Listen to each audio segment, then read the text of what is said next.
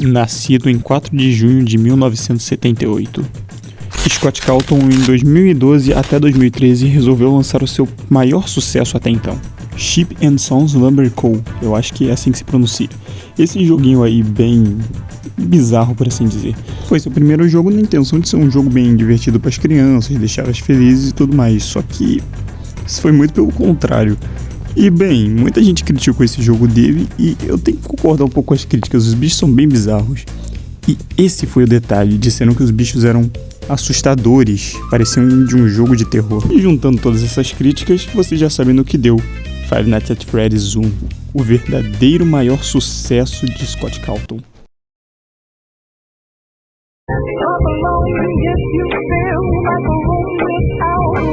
Lançado em 2014, só um ano depois do Chip não sei o que das quantas. Mano, não tem como, todo mundo conhece FNAF, eu acho que não preciso nem explicar.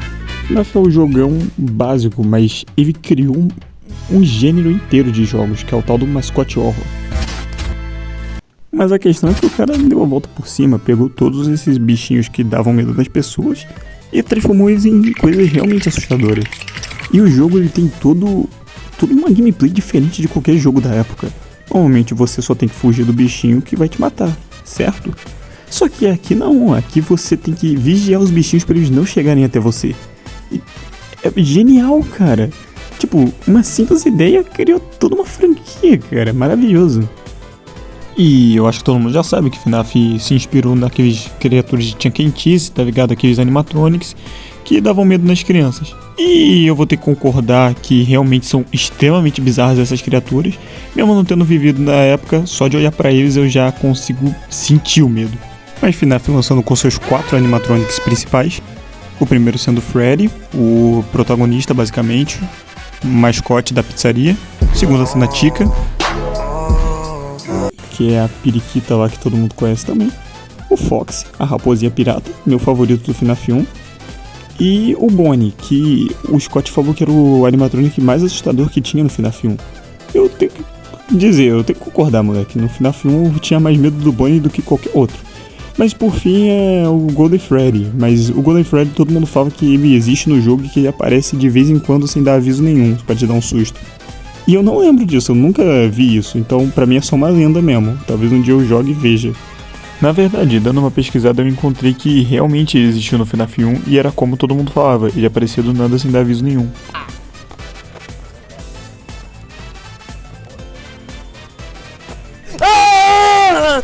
Mas se tem uma coisa que eu vi foi o sucesso que FNAF fez. Cara, sério, acho que FNAF teve algo a mais pra fazer sucesso. Não foi só gameplay diferente e nem seu estilo único de gameplay, de jogo, design e os caramba. Teve algo a mais, e esse algo eu acho que foram os youtubers brasileiros, ou gringos também. Provavelmente na gringa foi a mesma coisa, mas aqui no Brasil todo mundo tava gravando. E tipo, se você era uma criança na época, você falava pro seu amigo: nossa, o Slenderman dá mó medo, tal. Seu amigo ia lá e pesquisava sobre o Slenderman. O Herobrine dá mó medo. Então chegou Five Nights at Freddy's. FNAF dava medo. Muita gente hoje em dia fica com essa palhaçada: FNAF não dá medo, FNAF constrói um terror sim. Você só não se assusta porque você não quer viver o terror. Se você, sei lá, der uma chance pro terror, você vai sentir medo.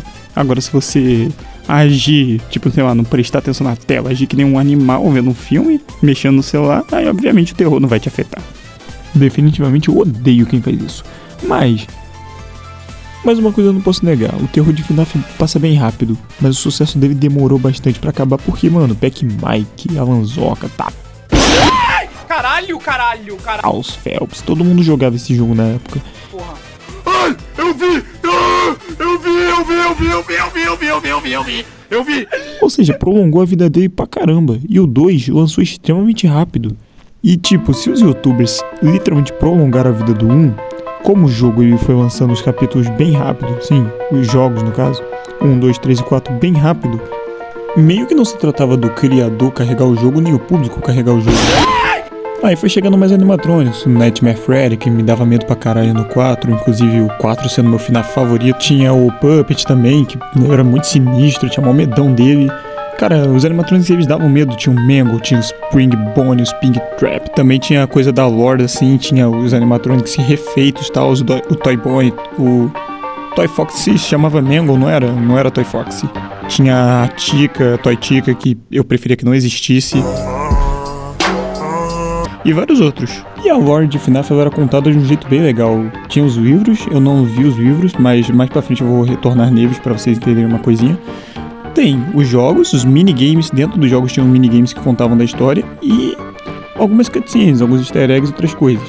Só que tipo, eu tenho que debater uma coisinha aqui. A franquia de FNAF se divide de dois lados. Pessoas que falam que a lore é a coisa mais profunda e poética do mundo, assim, tipo, uou, melhor do que a de Dark Souls 3. E outra pessoa falando, mano, a lore é uma merda e tudo mais.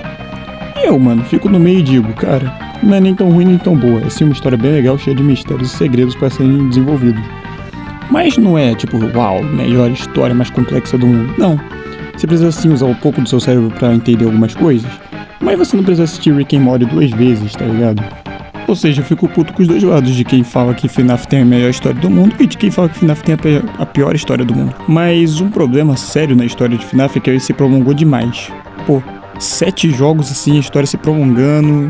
Eu não vi nenhum FNAF depois do 7. Não vi o FNAF World lá, não vi o Secret Breed. Pô, a Anzoka literalmente dropou na live, moleque. Eu não vou ver isso. E bem, pra muita gente e pra mim, a franquia de FNAF já tinha morrido.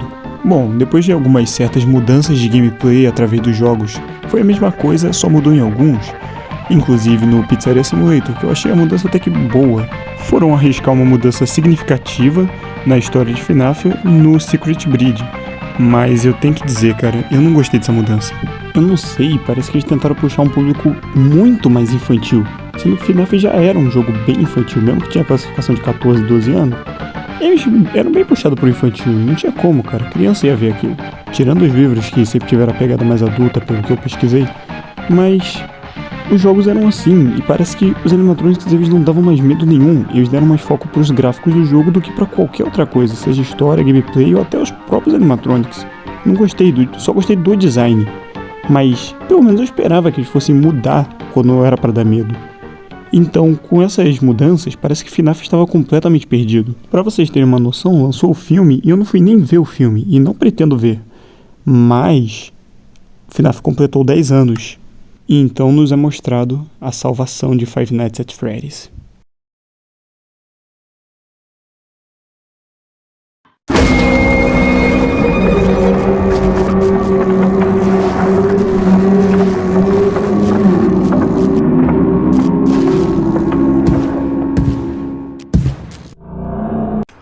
Cara, a primeira vez que eu vi esse trailer eu já tinha falado, mané, Samuel, esse vai ser o melhor jogo de FNAF lançado até agora. Aí meu mano Samuel pegou e falou, cara, o jogo de FNAF que vai lançar não é em pixel art não, talvez ele só tenha algumas partes em pixel art. Só que ele tava falando do outro jogo que lançou junto no aniversário de FNAF, porque lançaram vários jogos, um deles sendo de corrida que eu com certeza quero jogar. Mas então o tempo passou e chegou o FNAF Into the Pit e o jogo era inteiro em pixel art e o jogo é lindo, cara, maravilhoso. Eu sou meio suspeito a falar porque, pô, pixel art, eu adoro pixel art. E empresas que não apostam em jogos em pixel art hoje em dia me deixa meio triste, cara, porque, pô, hoje em dia as pessoas só ligam pra AAA, 3D, essas coisas. Pô, empresas que têm, tipo, bilhões de dólares, assim, pra investir em jogos, podiam investir em pixel art, cara. Ia sair cada pérola, cada jogo incrível, moleque. E cara, esse jogo foi a salvação de FNAF por 3 motivos. Ele foi diferente, ele teve a gameplay, ele teve a história e ele teve a arte, moleque. Nossa, ele teve a arte. Vamos falar dos 3 motivos aqui. Começando pela arte, cara. Mano, a arte ficou incrível. Tudo, a direção de arte desse jogo tá de parabéns mesmo. Muita gente estava envolvida. Os animatronics, eles estão sim dando medo. Mas eu vou chegar nesse ponto um pouquinho mais pra frente. Mas no momento, cara, olha essa arte, cara, olha que incrível. É muito interessante esse negócio que, tipo, o futuro ele tá mais triste, por isso ele é com menos cor, menos cores, tá ligado? E o passado, entre aspas, também vou explicar esse momento da história, mas o passado, ele é um pouquinho mais colorido, sabe? É como uma época que tinha alegria, tinha felicidade e isso foi perdido, sabe? Mas como não só de beleza viverá o homem, no presente tá tudo melancólico, tudo triste e a arte continua linda, cara. Continua muito incrível, cara. Os animatronics ficaram muito bem nesse formato. E é isso aí, cara. Nossa, era só fazer uma arte boa que o jogo já estaria bom. E até nos momentos em primeira pessoa, cara, a arte fica incrível. Eles literalmente fizeram pixel art em primeira pessoa. A história do jogo veio do livro FNAF Into the Pit. E na questão da história, cara, eu achei meio esquisito o negócio de viagem no tempo. E eu vou tentar explicar pra vocês. Antes que alguém reclame que nem eu, não existe viagem no tempo de FNAF, tá? Vou explicar bem explicadinho aqui, porque eu não entendi de primeira. Tive que rever o vídeo do Corey explicando isso 2 vezes pra conseguir entender. Não! Basicamente, você não volta no tempo. Existe nos livros uma coisa chamada agonia, que amaldiçoa um lugar. Por isso que os animatrônicos ficam com o olho vermelho. Seria a tal da agonia. E essa agonia amaldiçoa o lugar, por exemplo, aquela piscina de bolinhas. Aquele lugar ficou amaldiçoado. Por isso, quando o Oswald entra na piscina de bolinhas, ele não viaja no tempo, ele está revisitando uma memória. A memória da agonia. Portanto, ele não está voltando no tempo. Então, todas as pessoas que ele salva... Já vou dar um spoiler aqui, mané. As pessoas que ele salva vão continuar mortas.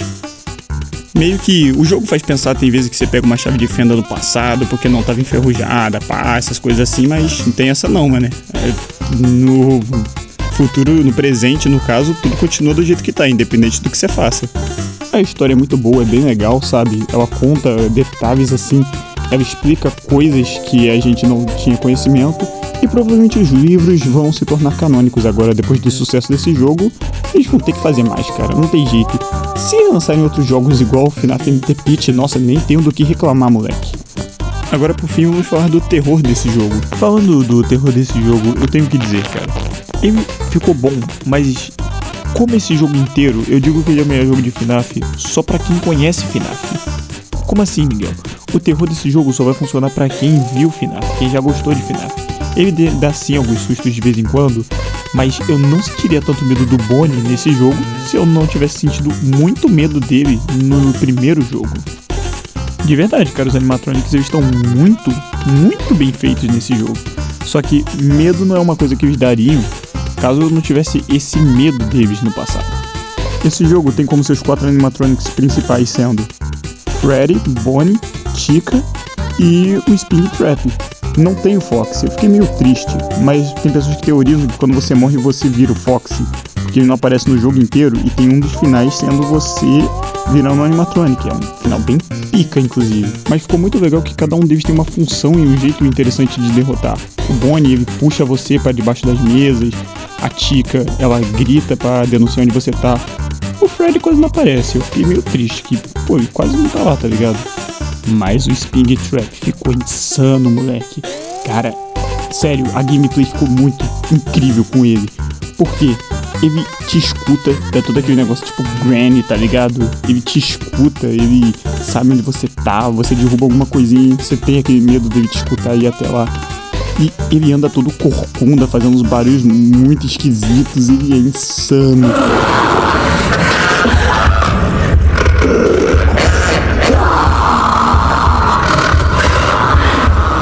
E eu acho isso muito legal porque sempre foi dito que o Springtrap é um vilão tenebroso e tal. Mas ele só aparece assim mais no FNAF 3, tá ligado? Eu não vi se ele aparece muito nos outros, mas no FNAF 3 ele é um bosta, vamos concordar. Nesse jogo aqui ele tá muito foda. Só que bem, do mesmo jeito que eu falei que o terror desse jogo só vai funcionar pra quem é fã de FNAF, o jogo em si só vai funcionar pra quem é fã de FNAF. Como assim, Miguel? Deixa eu explicar. Esse jogo é literalmente Deadpool e Wolverine, um grande de um fanservice. Por que o Springtrap ficou tão bom nesse jogo? É porque ele é um vilão que sempre foi dito como um vilão pica, mas nunca foi mostrado. A pizzaria naquele passado lá, onde ela tá feliz, os animatronics dançando, é uma coisa que também nunca foi mostrada. Só foi dita que a pizzaria era um lugar bacana, feliz e tudo mais. Só que a gente nunca viu aquilo. Então é como se fosse um fanservice, a gente vendo aquilo pela primeira vez, cara. Mesmo sem a gente não ter visto, a gente sentia a saudade daquilo, sabe? É como se a gente estivesse revisitando uma memória. Uma memória que nunca foi vivida pra gente. E tipo, eu digo que esse é o melhor jogo de FNAF porque já fazia tempo que a gente não tinha um jogo bom de Five Nights at Freddy's. E meio que, vamos concordar, a fanbase tava com saudade de um jogo bom de FNAF. Pô, todo mundo gostou desse jogo. O Corey tinha zerado ele no dia que eu sou, mas tá certo que o Corey é o FNAF Man, tá ligado?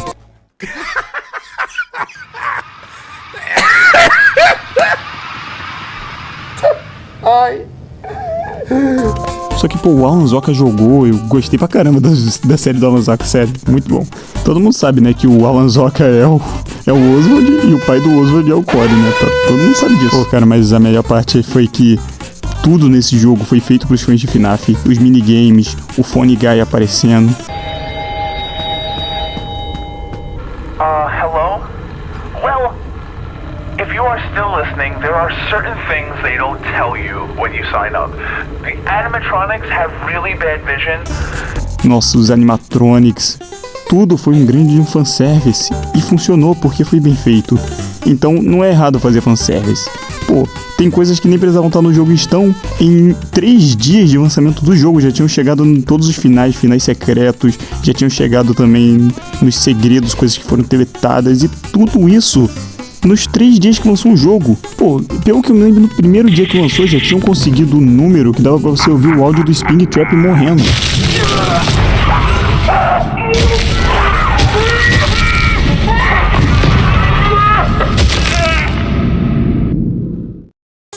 Cara, o jogo é tão bom que ele é feito pra quem é fã de FNAF, mas até se você não é fã, você pode gostar desse jogo. Porque se você não souber nada da história, a história por si só desse jogo pode te carregar, porque ela é muito boa. Pra vocês terem uma noção, eu nem li os livros de FNAF e adorei o jogo. Sério, eu já quero que faça uma série inteira de jogos dos livros. Pode ir fazendo aqui, tudo em pixel art bonitinho, hein? Ah, vai demorar 7 anos, não tô nem aí. Tô esperando Silksong já há uns 5 anos, pô, uns 7 aí não leva a nada não. E bem, pra eu fazer um vídeo falando sobre esse jogo, sendo que o meu Five Nights at Freddy's favorito era o 4 e agora se tornou esse, cara, é porque o jogo é realmente bom. Mas então, fica como lição do vídeo. Se você quer fazer sucesso, apenas agrade seus fãs. São os fãs que vão levar você ao topo. Então não cuspa na cara deles. Nintendo. Então, se você é um fã de FNAF, tava com saudade de um jogo bom, de uma história boa, jogue FNAF Into the Pit.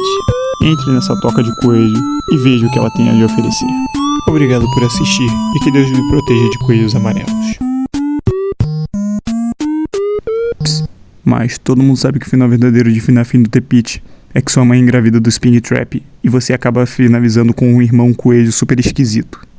Sim, esse é o final verdadeiro. Me desculpa.